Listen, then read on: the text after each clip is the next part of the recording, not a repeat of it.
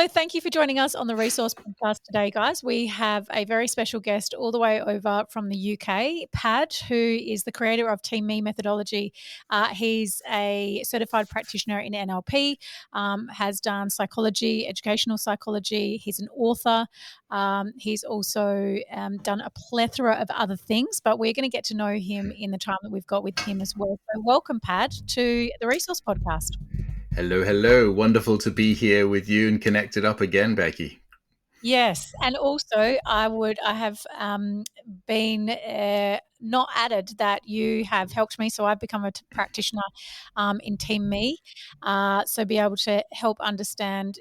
It's what was really valuable for me with, and we'll go into more detail as to why it is, was to understand myself, to help understand other people when it comes to leadership and when it comes to self-awareness in the world as well. So I feel very honoured to be one of the first practitioners of Team Me. So that's the claim to Mm-hmm. And you were excellent in all your studies, in all of your practice, in all your learning, and the and, demonstrations as well. So, yeah, and this is the thing is that's we were very lucky to be able to work together in that capacity as well, and that's why I rave about Team Me and helping people understand it and utilizing it in the work that I do as well. So we have a genius online here, team. You may have heard of other things that have been created as well, but this is a simple way, and that's what we're going to go into detail with today. So instead of dancing around, it would be what I would love to know today is, about yourself, why it was created, and how people can kind of understand the methodology and how they can use it in their life and also in their workplace as well. So first, and it's always one of those questions of like, who are you? Tell me about you. But Pad, you have so many things and so many, things that you've done in your repertoire and people that you've spoken to and workshops that you've delivered and people that you've worked with. Who is Pad? I suppose the person who has started the Team Me, and we'll go into kind of why it began afterwards. so yes, always a challenge to sum up one's life. um, I had through high school, I found myself really deeply involved in music, and I was convinced I was going to be a rock star. That didn't quite work out, but for a good few Kind of years, I went at it hammer and tongs. And we had a band, and we did some competitions, and we did okay. But I was a composer, a writer, and I guess it was through the musical lyrics that I started to explore the whole written language and ways of communication.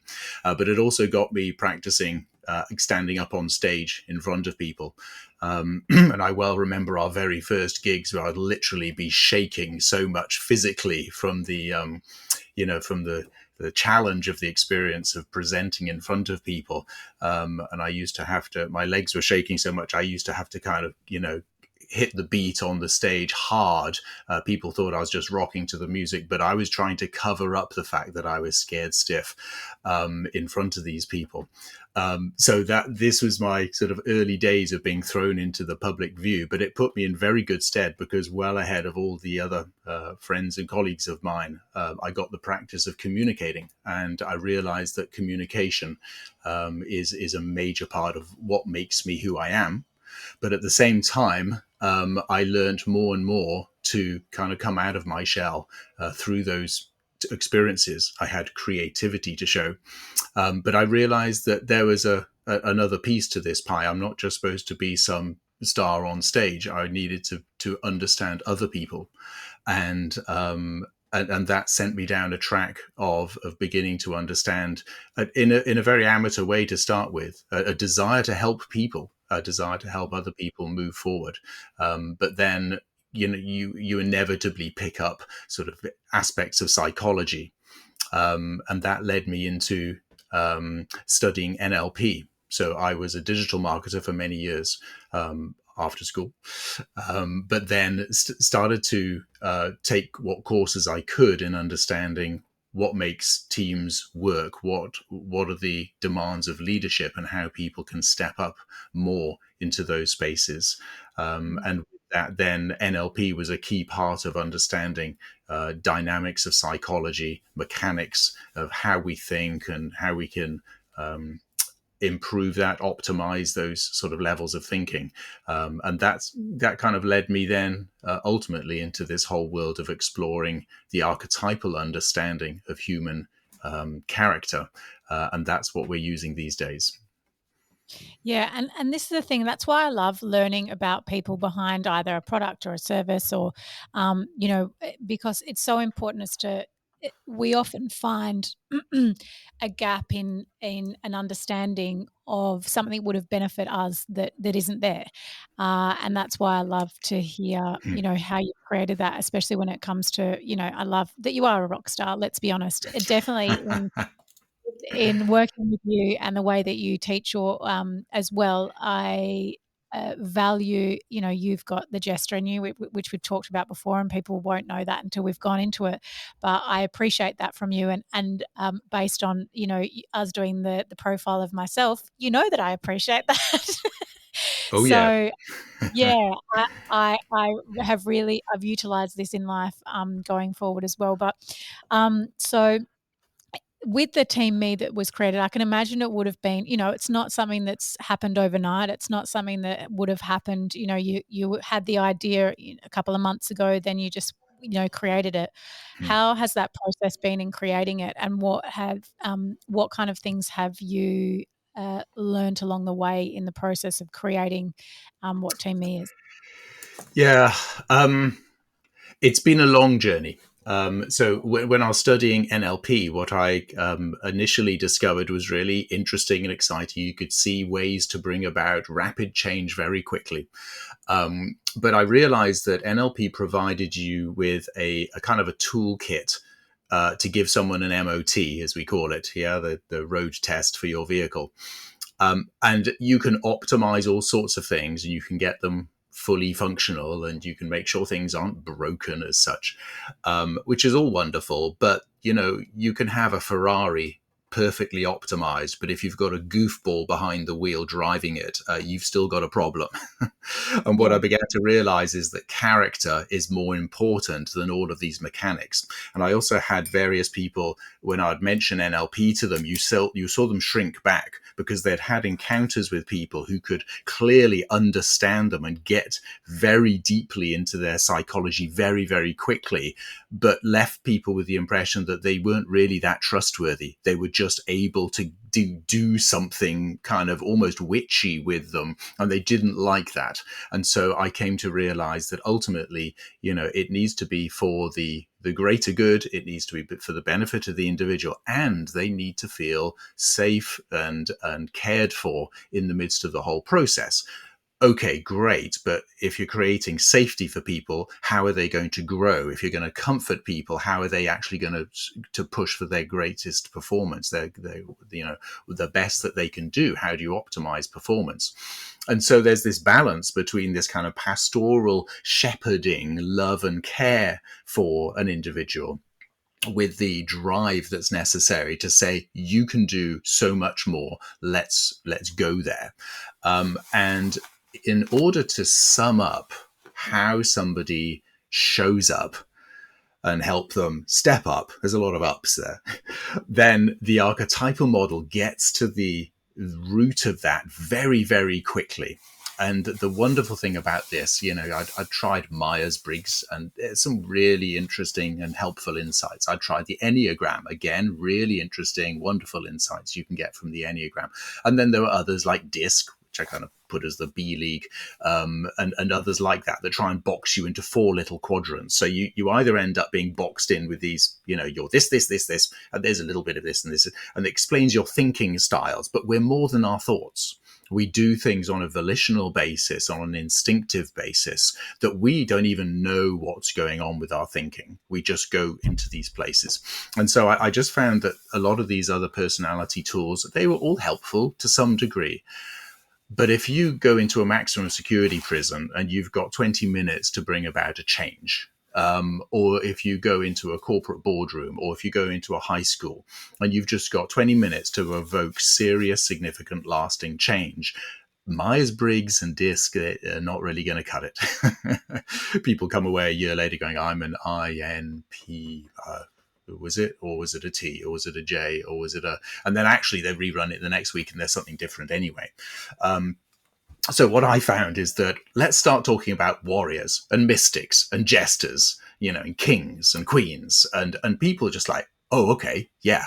And you can talk to the school kids or the boardroom or the guys in prison at that level, and immediately you're connecting with something which is deeply, deeply rooted in terms of their psychology. And because of that, you can start having a totally different level of conversation, and you can start evoking change very, very quickly from that. Now, it took me the years of NLP to get to realize that I wanted to operate at sort of a deep level of interaction with people, bringing about serious psychological change and thus improvement in performance. But then I realized that I need to move on from this issue of the MOT and the toolkit, fixing things that are broke or redirecting stuff so they are more, powerful, effective, blah, blah. And they are, it's great, into areas of character, so that the person really understands how they're currently made and in what ways they can grow. Because it is nature, but it's also nurture. We can become more, but we should not ignore who we originally were built to be or how we were initially set up. So we've got the opportunity for both: maximize nature, sensible, but at the same time, nurture, build, change the environment, make demands of ourselves so that we grow. This is why we go to the gym, to work on muscles that need some more testing and trying out so that they grow. Does that make some sense? Mm-hmm. Mm. Absolutely. And I love the way you speak about it as well. And it's, I can imagine something that has taken the amount of time for the creation. You'd have to have a lot of passion for what you're creating, and also passion for people, because in essence that's Mm. what you're creating massive change. And we all know that when you're helping somebody, and I appreciate that you said it wasn't from a place of being broken, but when you're helping somebody excel or be a better version of themselves, it's a ripple effect. So when somebody else Mm. is able to that have that self-awareness of themselves, it's passes on to other people as well. So I appreciate Yeah. that, and I appreciate what you've created.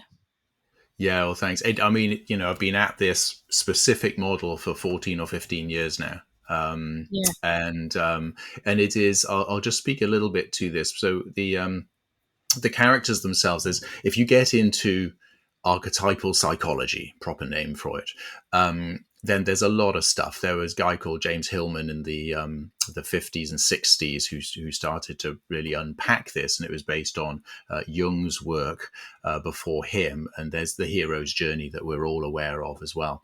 But he started to unpack this in a certain way based upon Jung stuff, and they come out with hundreds of these archetypal characters. And as I was told by some of the master coaches in the International Coach Federation when I presented to them over 10 years ago now, but they said, what you've done is to distill this down into something simple, because we always found archetypal psychology interesting, but way too complicated to be practical.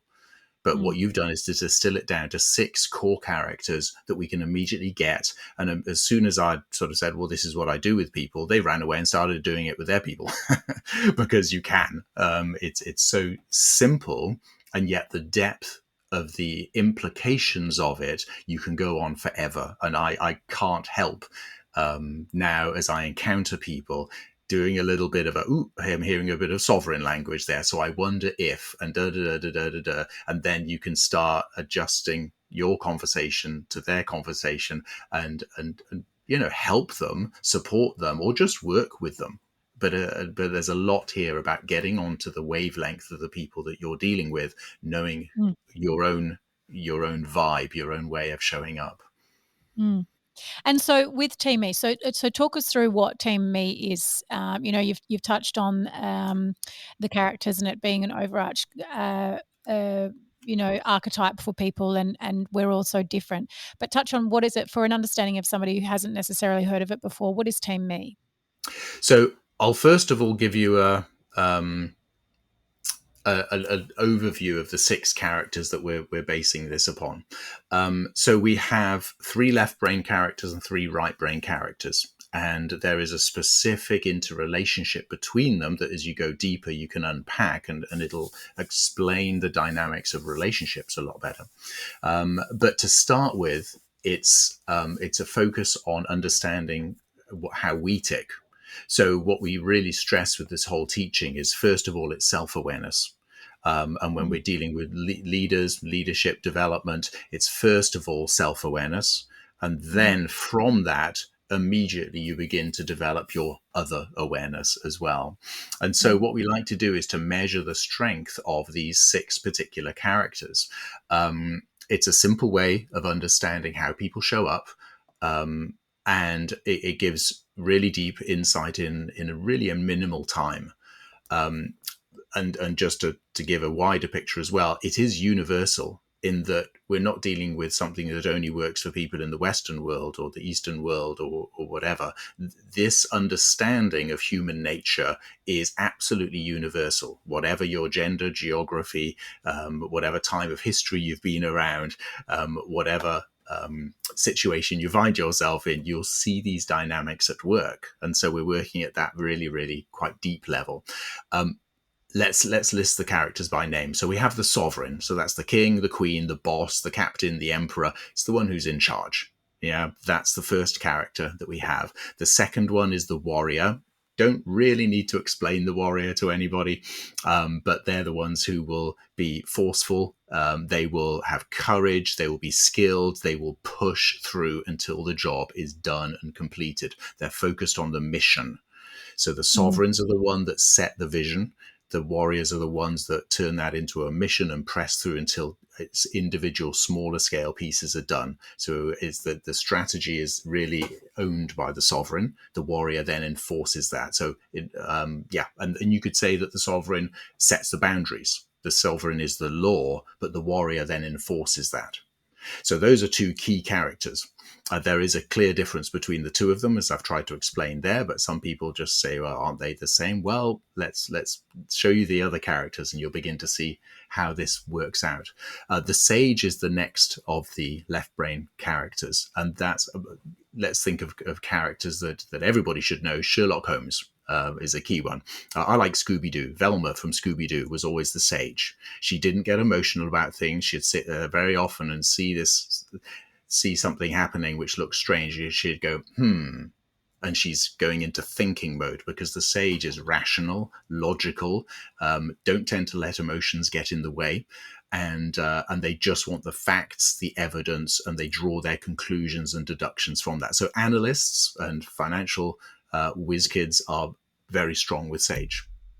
So that's the first 3 types. We then got the mystic and the lover and the jester. So the mystic, so if you're watching Lord of the Rings, this will be the Gandalf sort of character. There's quite a few of these wizard-like creatures in Lord of the Rings and in many, many other tales and ancient myths. So do I need to explain them? They have the key description that I use for mystics is they transcend and they transform. So if you have a wizard or a mystic who can't transform anything, you would think they're not particularly good at their role. So they're always transforming things. They have a sense of a faith and a hope which transcends all of the logic of the sage. It just goes way up and transcends, goes way up and above. And they see a picture of something that other people can't see. They're able to access knowledge and information that other people can't access normally. And then they, bring that down to the earth and bring about transformation. And so you'll see this with the prophets and the wizards of old, of all shapes and sizes. We then move on to the lover character. Now, I don't just mean the Romeos and Juliets of the world here. It's the one who cares for people, who has first of all, their focus is on other people. They care for people. They love people. They're driven by compassion, and they really want the best for others. That's their first desire. Now they have their own needs too, but they get that through connection. They feel a sense of their own fulfillment in life through connection with other people. Yeah, warriors don't need that personal connection so much. Sages don't need that connection. The lovers do. And even the mystics, well, it depends how much lover there is. Some mystics are not particularly people focused, and some of them are. And then Mm. finally, we've got the jester. So we just got 6 characters, not too hard to remember them all. And the jester is very, very important. And even when we're doing corporate um, assessments and diagnostics of the characters, and we go across the entire team, we can immediately start looking at gaps and differences between people. We can explain the nature of their relationships just with measuring the strength of each of these characters with each individual. And it's a very rapid exercise. But actually, they think, oh, well, we don't need to think about the jester. Well, actually, no, you do, because everybody has a certain level of jester in them, and that needs to be satisfied even if they're working in the corporate world. And then they still sometimes need that a fresh understanding of the jester, because you'll say, well, if you don't satisfy their need for variety, for difference, for entertainment, for just a sort of maverick expression. If you don't allow somebody who's got a strong jester trait a little bit of that room, they will start causing chaos, and they will start doing stuff which is actually interrupting what you see as the important part of the business. And it's part of what makes us human.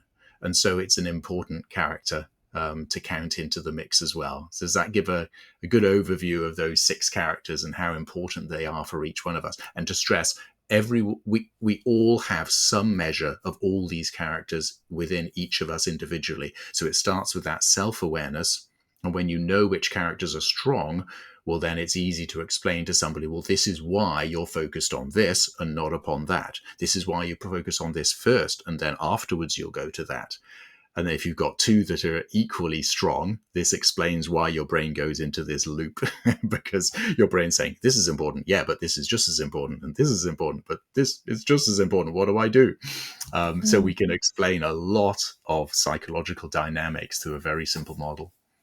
Mm. And I remember when I went through doing mine in the first place, and Lover came up for me, as well as Jester was quite strong. And I think there was about 6 months between, or 8 months between me doing it initially, and then, going through the change of taking it again and doing that quiz. And it popped up that, each time I was a Lover. And we went through having the consult with yourself, and something that popped up for me was, being a lover, I'm really interested in those connections, Mm. but I was also in the business that I was in, I was too interested in connections, I was too interested in people, and it stopped me from being able to make a lot of decisions, and I would take a lot of things personally. And through the Right. self-awareness of being able to go through this, I found it really valuable for me. And you actually, not for everybody, and this isn't to say that everybody who's got a part of lover in them is that way. But can you speak to that, of what, sometimes when people go through learning about themselves with that, what characteristics can show up and that might make sense with to them with each of the characters? Yeah, so well, staying on the lover for a moment. Yes, if lover is your primary driver, and it is for you, yours actually was interesting that you had, at least, I know you did it a few times. I remember one of them where you definitely had the lover was leagues ahead of the other characters in terms of strength, like 3 points ahead out of a 10-point scale. And then you had the mystic and the jester who were both equal, just following after that. And then you was following just after that, it was the sage. And then the sovereign, so the queen is in there, but half the strength of the lover. So let me just look at those 2 dynamics for a moment. So we'll keep the others aside for a moment. The lover driving means that you, first of all, when you go into a situation, there's an unconscious, although now we've made it conscious, unconscious desire to connect with people at that deep level. You now recognize that. You may have known that before, but this just puts it into plain light of day that this is your drive. And with that, connection requires harmony, because you don't just want connection and find that people rebuff you or say nasty things about you. You're like, hold on a minute, what's going on? I want to connect with you, and I want that to be an open and a beneficial connection. So those, you're looking for those positives there at the same time. So with that, there's compassion. So if you see somebody who's hurt themselves, you're going to be one of the first people who steps in, who takes action, yes, which is kind of a warrior trait, but the drive is compassion, not just a passion to drive stuff through, but it's for the other person. compassion meaning as a common passion, a common connection, at an empathetic level. So, the lovers are the empathetic ones, and are going to be there to help other people in their journey. And also the lover has a desire to meet things in the present moment. The future isn't so important to the lover. The past isn't so important to the lover. It's the present moment, which is the most important thing. So once I know that somebody's strong with lover, all those other dynamics are going to immediately be present as I'm coaching them, as I'm guiding, or more importantly, just raising questions with them about their journey. Does that make sense? Yeah. So let me also then add, I'd mentioned the sovereign. So what's happening is if the sovereign is much, much lower and the lover is really strong, the lover tends to give so much to the point that important boundaries can sometimes be lost. And unless you have the sovereign, the queen, stating what those boundaries are and a warrior enforcing them, the lover can just bleed out and just give too much away and spend themselves, become a bit of a martyr for whatever is necessary. And if somebody says, go and stand up for yourself, the lover's going to be like, I know I should, but, and they feel this real challenge and resistance to doing that. Does that make sense as well? Yeah, I remember going through this, and it's like you were in my brain, and I know that when I've I've done this with other people as well. It's like you are speaking directly to me, and that's something that Mm, had I not been self-aware with that, I would always burn out. It was be something where the lover would always be interested, and because there's mystic in there as well, I was so interested in helping the world, which is a really big place, and there's a lot of things that happen in the world. So when mm, my compassion is felt and given to the whole world of issues, where there's a plethora of things that are going on all at once, I felt myself burning out with compassion and having compassion fatigue. And I know that that's not just me. I know that based on the things that are happening around the world, there's a lot of lovers that are burning out because they are so overheated in that, and like I was overheated in that lover without being self-aware that the other characters need to play that part, and it's about yeah, having those boundaries as well. yeah, yeah. So there's a fire in the lover and in the warrior. It's a passion which drives them both, the mode of operation between the two connections, which is why in the movies you very often see the pairing between the warrior type and the lover type. There's a relationship between them, which is very often explored in the movies. And sometimes, there's that connection. It's like a magnetic connection where opposites attract, but the commonality is passion.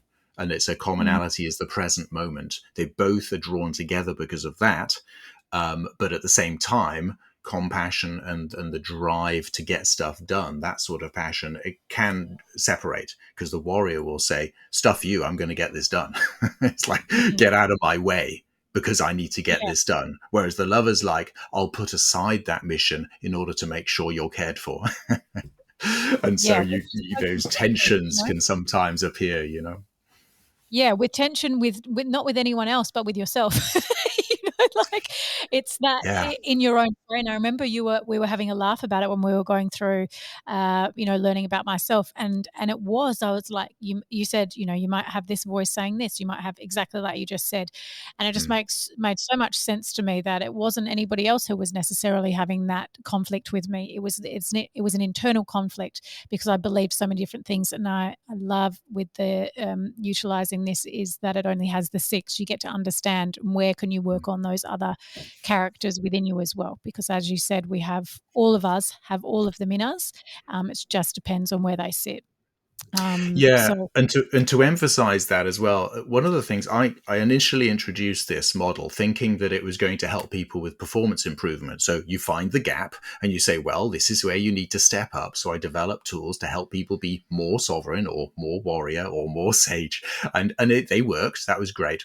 But I actually began to find people, especially in the corporate settings, I started getting some feedback. It's just like, yeah, I know about that, but can I just sit with who I am at the moment? And what we mm, found is that the self awareness, when people heard their language played back to them, that because what we're doing is it's a values based system. This is why we can do these profiles in 90 seconds, is because the questions just go directly to specific values that are related to specific character types. And because the questions are so finely tuned, it doesn't take long for us to say, well, in that case, this is kind of how you generally show up. And to measure it and put hard numbers to it. And then you can start doing all sorts of things with the graphs, and we play back reports, etc., around that. But what we found is that people were just saying, let me just sit for a moment with who I am and what makes me tick. I just need to hear that. And we found that the self-esteem and the self-respect that people started to develop just from having this played back to them is like, okay, I can see I'm weaker on this area here, but actually, I could grow, but it's not a huge problem. It's not like I'm terrible because of this weaker character here. I actually have learned to appreciate who I am a lot more. And that is just wonderful and liberating and supportive and affirming. And that's what we began to feel. So we put a bit more emphasis now upon helping people just to sit with that before we then start saying, okay, are you completely happy with that? If you are, great, stay as you are, no problem. But if you want to grow and develop in any ways, let's explore how that might be. Let's look at some of the gaps that we identify between where you are and where you want to be. Usual coaching stuff. Yeah. And I love that because, and as you said at the start of the call, it's not speaking to people from a place of brokenness. It's speaking to people from a place of wholeness, and where Yeah. can, celebrating that, like you just said, and also where can we help you? What is it that you want help with? Are you happy in the place that you're at? If not, where can we help you kind of excel or uh, be a different kind of human in the world compared to the one that you've been. Yeah, Yeah, and I love that. absolutely. All that. And I think what's really helped me as well, so we've been doing, with the, company that I work with now, we do, an 8-month program around mental health, suicide prevention in the mining industry and also in corporate. So we go to, sporting clubs. We also go to, different corporate, environments around, Australia and the world, and also up in mining, which is male dominated. But what we find and what I see in those, when we're doing the program, within the leadership training that we do, we often find that people who are in leadership positions, not every time, but quite often, haven't necessarily grown up and said, oh, that's it, I'm going to be in leadership. That's exactly what I want to do. A lot of the crew that we speak to have been on the tools, or they've been in a role and then they've been thrust into a leadership position without necessarily having much training around the fact that you were operating, within the workforce in a different way. Now you're actually, no matter what company you work for or what you do, you're now in people. If you're a manager of any sort, if you're a supervisor, you have KPIs to meet, but you're now in the business of people. And they don't necessarily get that education on themselves showing up as a human, but then the people that they're going to manage. So when it comes to working with leaders, what do you find is some of the first things that you bring to their awareness when it comes to themselves, but also when it comes to working with their staff on how they might be able to be a better leader? So we want to affirm them, first of all, as regards the type of leadership that they bring. So what we will be saying is, as a leader, this is our understanding of how you show up. Does this make sense?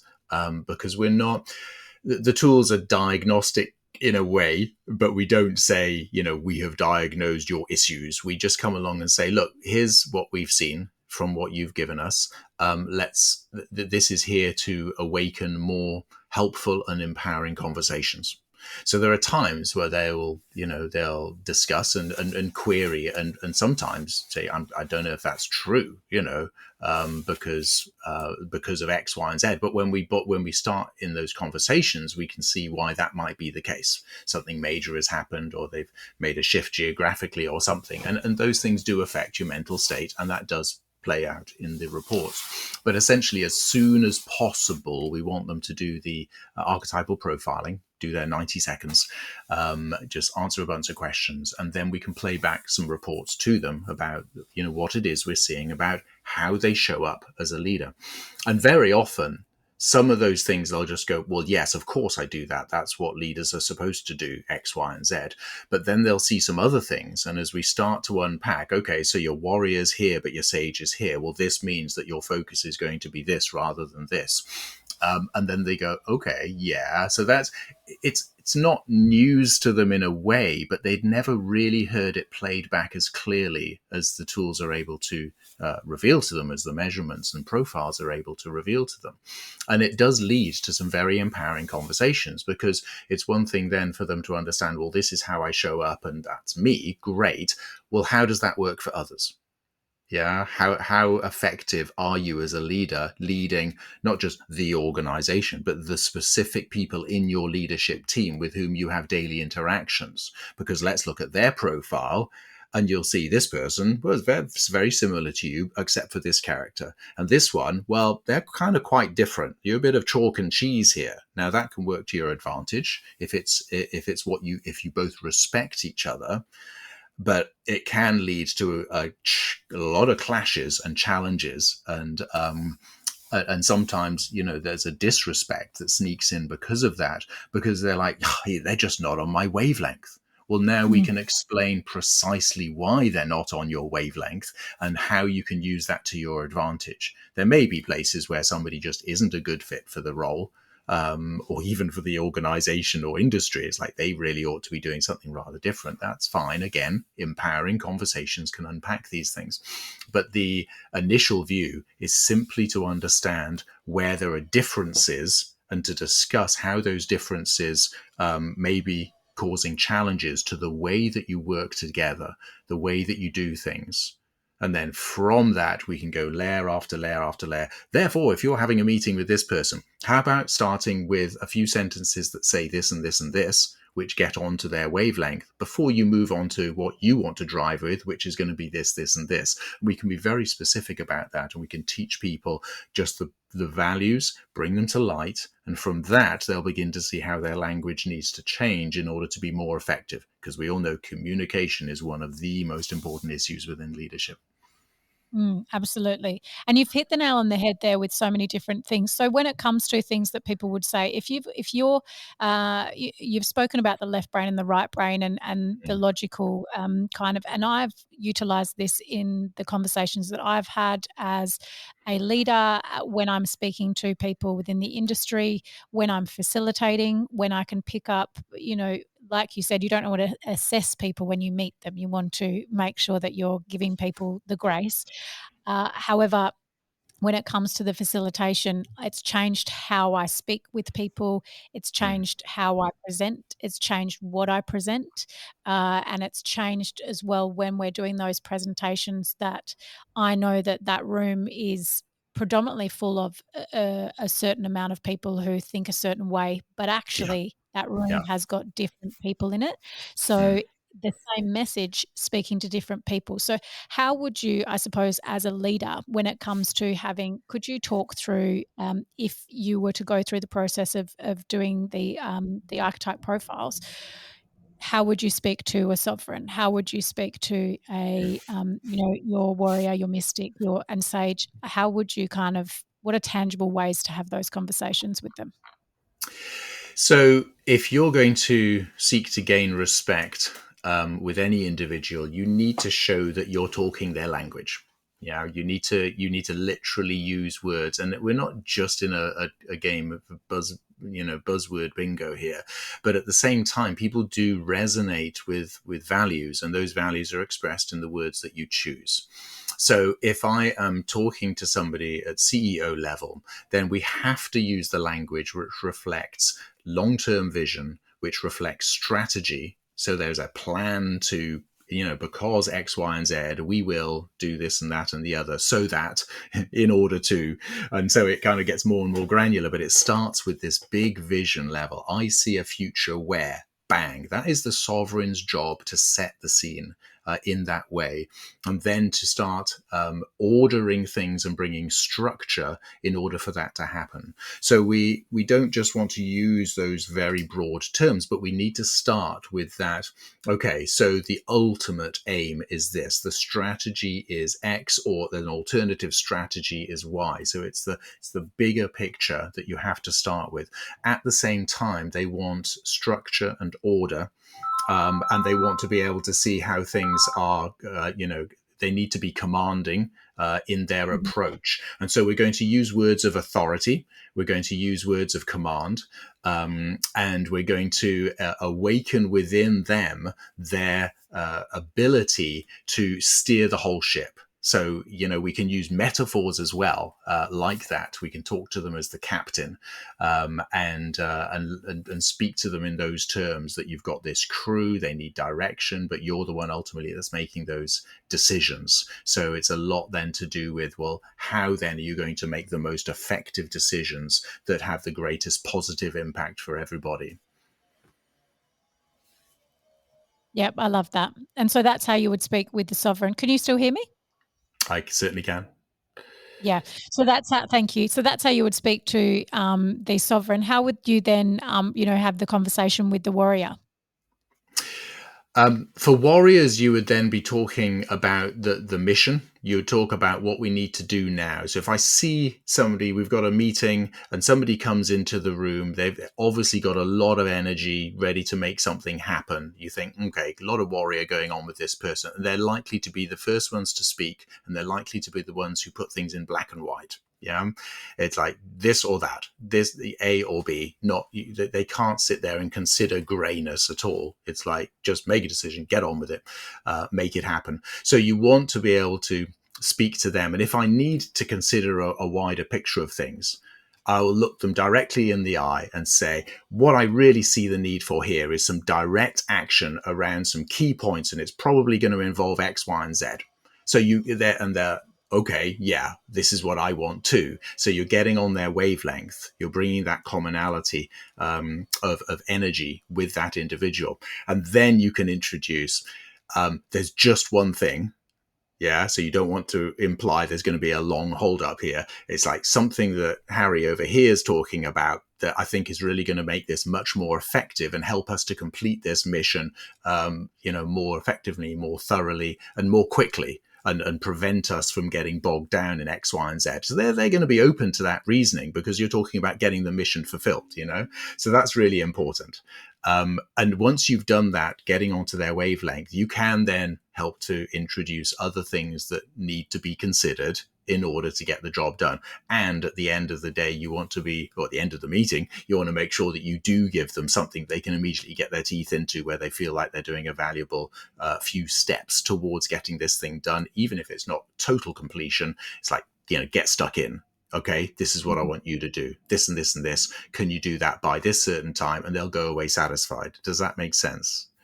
Mm-hmm. Yep, I love that. And then, with the warrior, it's the action, it's the taking action for them. I love that with the warrior, and it's just simple, right? It makes sense.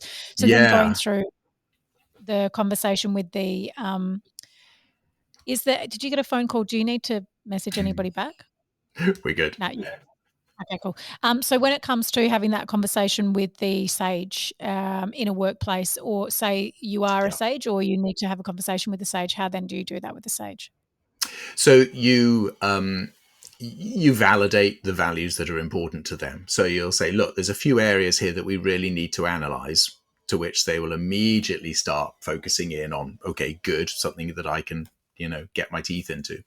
And there's some things we need to consider. So you start talking to them about the need for in deducing based upon evidence, hard facts, etc. So again, you may need to balance this with some other things. It's like we can't completely ignore the people side of this equation, and we will need to steer towards that. But what I want you to do is focus in on what I know that you're amazing at, which is working through these numbers to tell us, this story. What's the story that the numbers tell us? Just give us the statistics based on what we can provide you in terms of data. So everything to do with investigating, everything to do with logical reasoning based upon the evidence that's before you. So the sage is looking at what we have, and that's come from the past. So yes, she's looking at it in the present moment, but it's like, what can we pull from the past? And this will include precedents. So if you're trying to go off on something too innovative, they're going to have a challenge with that. It's like, well, we've never done it that way before. The sage is going to be the first one to wave that flag.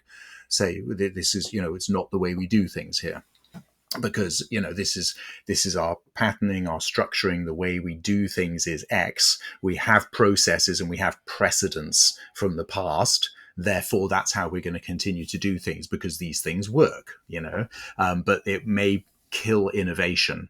So you can then reaffirm what's good about their approach, give them things to do that involve their approach, but then you can start seeding the ground with, and we do need to make sure that we're innovating because the market is changing, and therefore we're also going to need you to research, another word for them, these particular areas, so that we can make sure that we've got a good plan for the future as we go forward.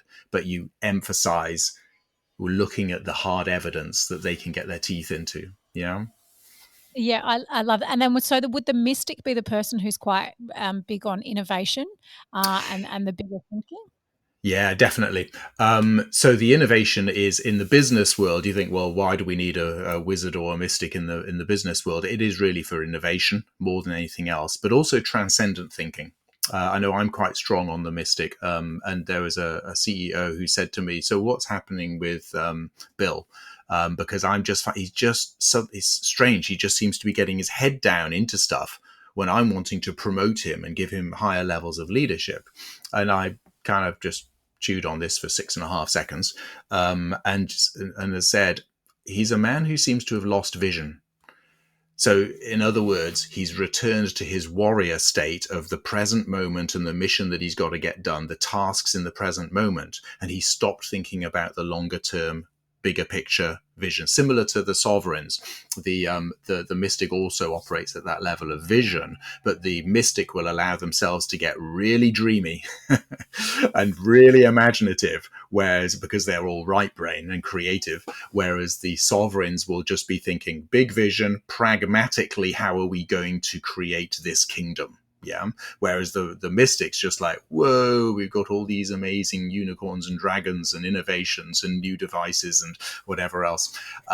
So you need to have that wonderful balance between the two. But the insights that the mystic can bring about, which is one of the drivers to why it's great. I've got this balance of mystic. There's a bit of sage going on in there as well to get precise on stuff, but it's driven for me with the desire to transform and the ability to pull together insights that often just are not obvious to other people. And so I'd find that the CEOs in whatever company I was working at, whether as a consultant or actually in earlier days as an employee, that they would often they'd go to their warriors to make things happen. They'd go to their sages to get a clear picture, but then they'd come over to the mystics to go, what's actually going on here? And what insights can you bring in? Because, the other two are only able to go so far. And you see that dynamic in the movies very often. They don't call on the wizard first. He's kind of after the warriors, after the sages, then they turn to the wizard to get the results or to get an extra bit of insight if something is particularly stuck. Does that make some sense there too? Yeah. It absolutely does. And then, so, speaking about the kingdom going into the lover and the jester, I think a lot of the time people might not necessarily take the lover or the jester as seriously. And I Mm. think sometimes people's perception of the importance of that in a workplace, in the world, isn't often taken as seriously. But a lot Yeah. of people that we've had a conversation about have been some of the best leaders who have that as big as part of them. Can you speak into what it looks like with that, how you would speak to somebody in a workplace with that, and also some of your favourite people who have had that being the biggest parts of themselves? Yeah, well, I mean, immediately springing to mind that the Richard Branson type of leadership is like the shepherding type of character, where he does have a big vision, a big creative vision, and he wants to make things happen. He's kind of a bit of a rock star in business, of course, in many ways, but he's very sovereign. He will set big vision and then start pulling together the team that he can delegate to make it happen. And whilst he will sort of spearhead it from a brand point of view, and ultimately he's the one making the decisions, he's also able to delegate at a very high level to others who will be CEOs and chairmen of separate companies and that. But he's also strong with the lover character, and he has a real care for people. I've only met him once, but I mean, he has this individual sense of a connection with individuals that you see. the way that he looks at people, shakes their hand and connects. Okay, he hasn't got a lot of time, but he still takes that time. And rumor has it, I've never worked for any Virgin company, but people have said that you never really get fired. You just get moved to a more effective position. And that's a very shepherding way of doing things. So that's sovereign lover as a leader.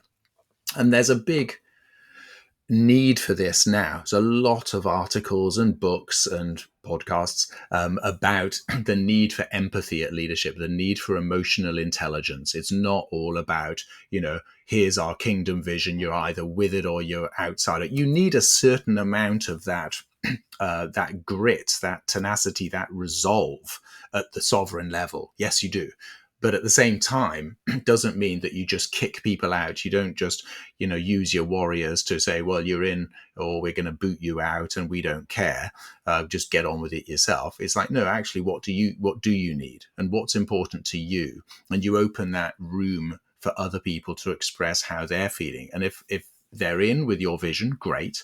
They don't need to feel as passionately about your business as you do. That's a mistake a lot of business leaders make. They expect people to be just as passionate as they are.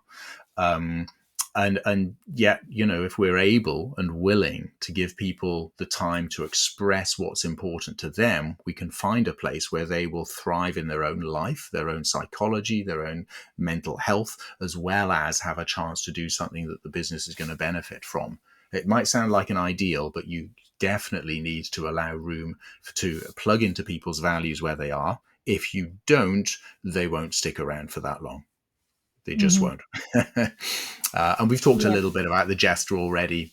You need to give them variety. You need to give them more regular breaks. You need to just allow them a little bit of crazy self-expression, because if you don't, they will start to disrupt the important things. And sometimes they literally can become physically damaging to your environment if you don't. So they can be amazing, but just allow them to change, to switch, to do this, that, and the other. It's important that you allow for that, recognize that part of human nature. And again, we do our spreadsheets, we'll quickly flick through them and we'll look at the important things, of course, but then my eye will very quickly go to, okay, who are the strongest jesters? And how strong is that? And then I'll start saying, okay, so damage, even if you look at this as just damage limitation, you need to acknowledge the emotional needs of that individual, because the jester is a wonderful character who brings in entertainment and delight and levity to different situations. They can be very creative. They can bring in some really maverick ideas. 9 out of 10 of them you throw out and just go crazy. But that 10th one, you go, actually, there might be something in that we just haven't seen before. And that could really help us connect with our customers or make an impact or, change our brand perception or something of that sort. Yeah, I love that, and it's so complex as well, because every person is different, and like we've said, we've got so many different characters a part of each person as well. When it comes to your say you're a sovereign as a leader, and you've got parts of mystic in you, but how would you deal with somebody if you're butting heads with somebody who's clearly a lover or a jester in the workplace? Would it be putting those things in place, like you said, or let's say in a corporate environment where they're a necessity, they're a delightful part of being in the workplace, but you're really coming up against that, butting heads with each other. How have you found, based on the conversations that you've had or the workshops that you've done, have been resolution to those things? So if you're going in cold, just introducing the profiles helps people to understand where they're coming from themselves and why certain things are so important to them. And then you begin to say, well, look, here's your team. I even without knowing that there is a challenge taking place, I could look at the charts and say, okay, so from this graph and that graph, it's quite clear that you two are going to be talking the same language when you're talking about this. but this is more important to you and this is more important to you. Therefore, you're going to find your conversations tend to go in this sort of way and that sort of way. And this point over here is likely to be a big challenge between the two of you. And so we can basically highlight the specific values, because the values are wrapped up with each of these characters in a very simple way, to be able to say that specifically as where you've got a biggest gap, and the biggest gap means the greatest tension.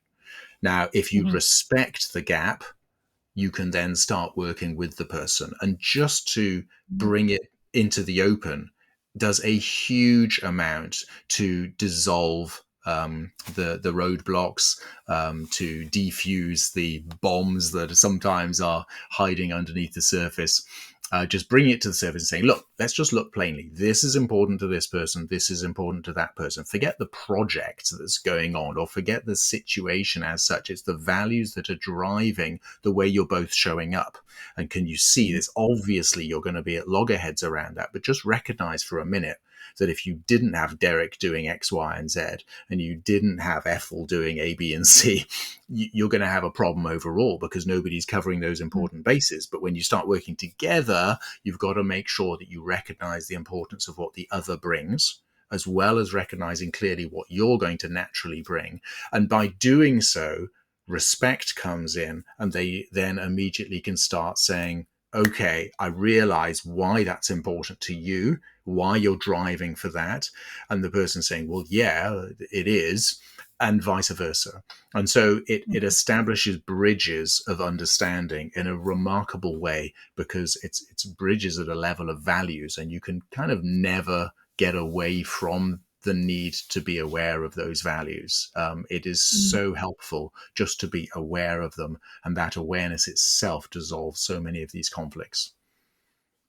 And such important, information to wrap it all up on how it can benefit workplaces, and also that self-awareness.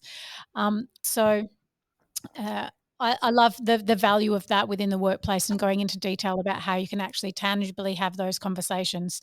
And we could talk about this for days and years and hours.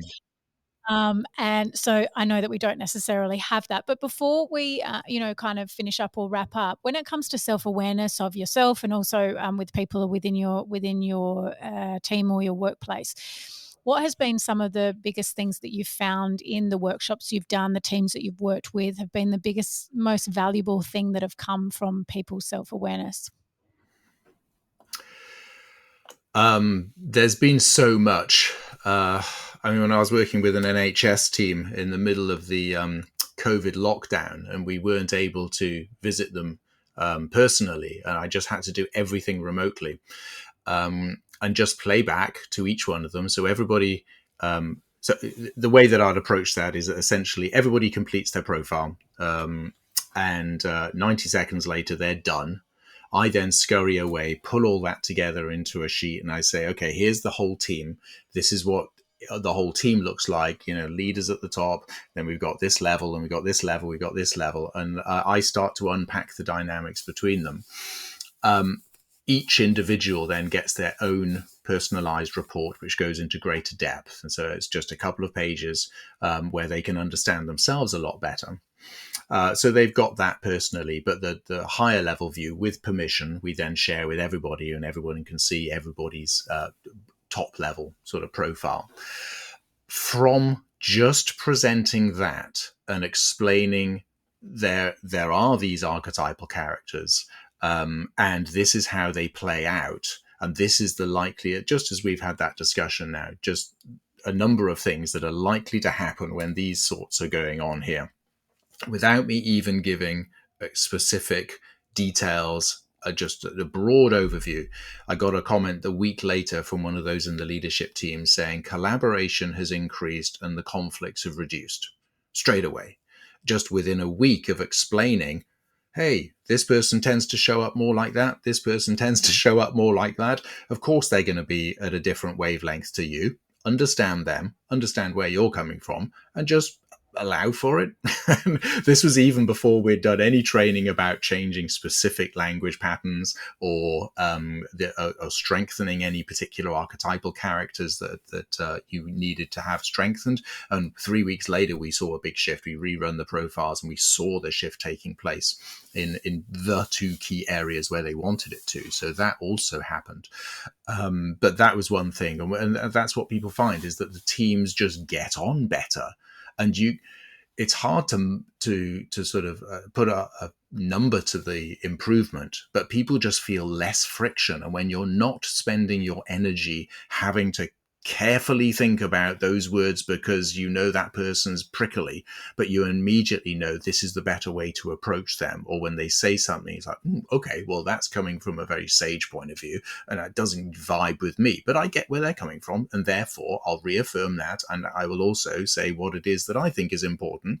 It just brings everybody to this a level of, it's almost like a level of consciousness which everybody comes to, so that you get a cultural shift taking place. And we can use this to actually assess current culture from an archetypal point of view. What mindsets are dominating? What mindsets are recessive and maybe to your detriment? And which this silo over here thinks like this silo over here thinks like this. Well, of course you're going to have challenges between them. And this is the way in which you can start breaking those down. So we'll do this with the organization. The first thing we do really is to come in with the leadership and just say, look, this is what we're seeing. Does this make sense overall? Are there any considerations? And, I'll come in and say, oh yeah, well, we actually fired an entire department a week ago. That's going to have an impact on those people remaining. Okay. So things like that I need to be aware of as I'm interpreting stuff. So they give me the bigger picture. They give me some background, sometimes with individuals. Okay, this person's really, really low, and yet they're on a high level of positions. What's happened? Oh, well, they had a project that just went really badly wrong. Well, their whole energy is going to change the way they respond. But things like that can then be identified, and we'll catch them at a better point and sometimes rerun their profile. But generally, we find these profiles are extraordinarily accurate. And for the leaders themselves, will come on in and say, okay, so you've just done a corporate speech. I wasn't there to hear it, but let me guess. You led with this. After that, you went to this. After that, you went to this, then to this. Then it could have been this or this because they're equal scores. And then you moved on to that at the end. Is that kind of how you know it? That's exactly what I did. So, okay, fine. That is effective for other people who think that way. But just be aware that this whole department over here has got a different profile. So when you're speaking, those first few things are just going over their heads and they're just thinking, corporate speak, blah, blah, blah.